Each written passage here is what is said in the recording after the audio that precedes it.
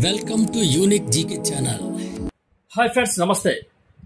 మన సిక్కోలువాసి శ్రీకాకుళం జిల్లా వాస్తవ్యులు Shri Kinjarapu Ram Mohan Naidu garu World Economic Forum Young Global Leaders 2025లో స్థానం పొందారు. అయితే ఏటా ఈ WEF తమ రంగాల్లో అత్యుత్తమ ప్రతిభ సమాజంపై సానుకూల ప్రభావం చూపే వ్యక్తులను ఎంపిక చేస్తుంది. ఈ ఏడాది ప్రపంచవ్యాప్తంగా 116 మంది, అందులో భారత్ నుండి 7 ఎంపికయ్యారు. రామ్ మోహన్ తో పాటు రితేష్ అగర్వాల్, అలాగే అలోక్ అనిల్, రాజన్ శంకర్, నిపుల్ మల్హోత్రా, మానసి సుబ్రహ్మణ్యం, అనురాగ్ మలోలా కూడా ఉన్నారు.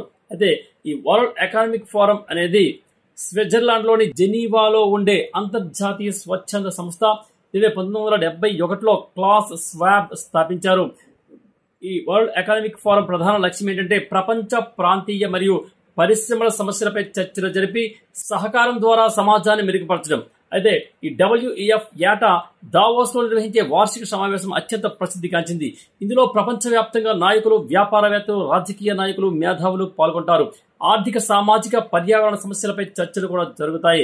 WEF ఈ global competitives report, global risk report వంటి నివేదికలను కూడా ప్రచురిస్తుంది. ఇవి ఆర్థిక విధానాలను మార్గదర్శనం కూడా చేస్తాయి.